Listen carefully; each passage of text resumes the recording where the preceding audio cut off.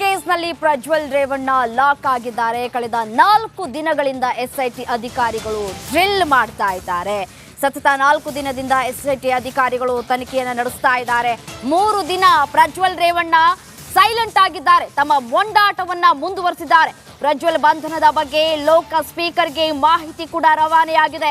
Email ಮಾಡೋದ್ರ ಮೂಲಕ ಓಂ ಬಿರ್ಲಾಗೆ ಮಾಹಿತಿ ರವಾನೆಯಾಗಿದೆ.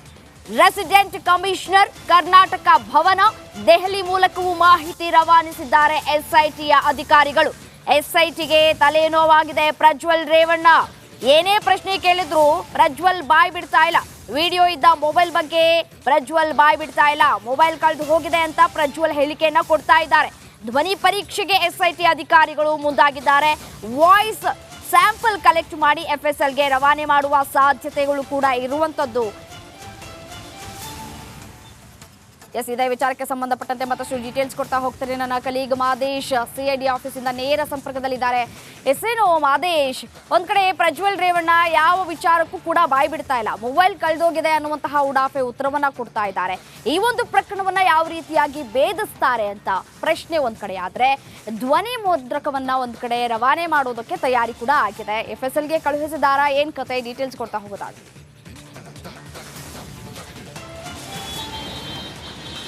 ರಮೇ, ಈಗಾಗಲೇ ಪ್ರಜ್ವಲ್ ರೇವಣ್ಣರನ್ನ ಕಸ್ಟಡಿಗೆ ಪಡೆದು ಎಸ್ಐಟಿ ಅಧಿಕಾರಿಗಳು ವಿಚಾರಣೆ ಮಾಡ್ತಿದ್ದಾರೆ. ಆದ್ದರಿಂದ ಒಂದಷ್ಟು ಮಾಹಿತಿಗಳನ್ನು ಕಲೆ ಹಾಕೋದಕ್ಕೆ ಪ್ರಯತ್ನ ಪಡ್ತಿದ್ದಾರೆ.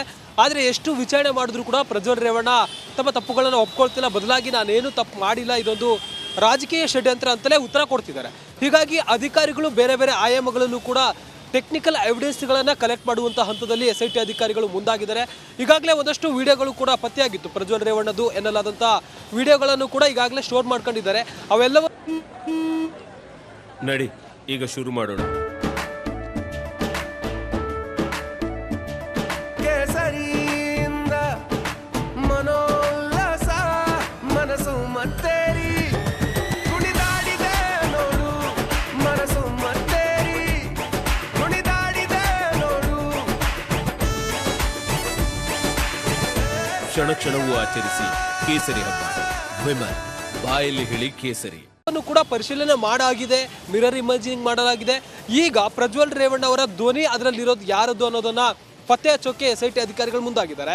ಹೀಗಾಗಿ ಆ ಒಂದು ಧ್ವನಿಗಳನ್ನು ಅಂದರೆ ವಿಡಿಯೋಗಳನ್ನು ಎಫ್ಎಸ್ಎಲ್ಗೆ ಕಳಿಸಿ ಆ ಒಂದು ಧ್ವನಿ ಯಾರದ್ದು ಅನ್ನೋಂಥದ್ದನ್ನು ಪರಿಶೀಲನೆ ಮಾಡೋದಕ್ಕೆ ಎಫ್ಎಸ್ಎಲ್ ಅಧಿಕಾರಿಗಳಿಗೆ ಸೂಚನೆಯನ್ನು ಎಸ್ಐಟಿ ಅಧಿಕಾರಿಗಳು ಮನವಿ ಮಾಡುವಂಥ ಕೆಲಸವನ್ನು ಮಾಡ್ತಾರೆ. ಈಗಾಗಲೇ ಎಸ್ಐಟಿ ಅಧಿಕಾರಿಗಳು ಎಫ್ಎಸ್ಎಲ್ ಅಧಿಕಾರಿಗಳನ್ನು ಸಂಪರ್ಕಿಸಿ ಆ ಒಂದು ನಿಟ್ಟಿನಲ್ಲೂ ಕೂಡ ತಯಾರಿಯನ್ನು ಮಾಡಿಕೊಂಡಿದ್ದಾರೆ.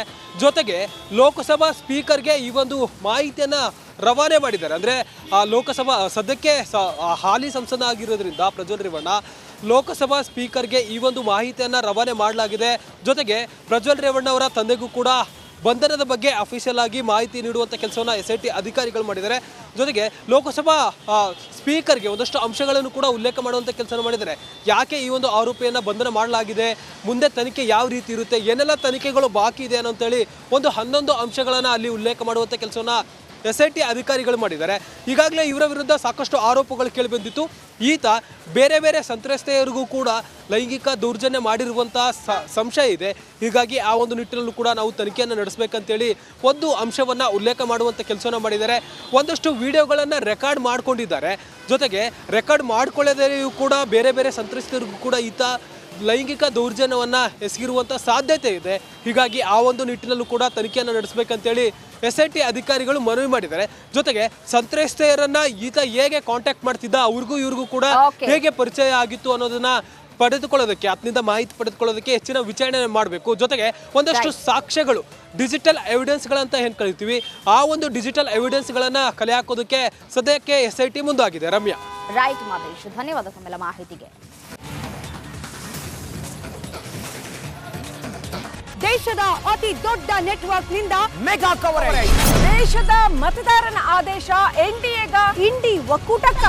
ಲೋಕ ಅಖಾಡದಲ್ಲಿ ಗೆಲ್ಲೋದ್ಯಾರು, ಸೋಲೋದ್ಯಾರು. ಕರುನಾಡಿನ 28 ಕ್ಷೇತ್ರಗಳ ನಿಖರ ಫಲಿತಾಂಶ. ಫಾಸ್ಟ್ ರಿಸಲ್ಟ್, ಪಕ್ಕಾ result. Number 1 election team, number 1 network, number 1 coverage.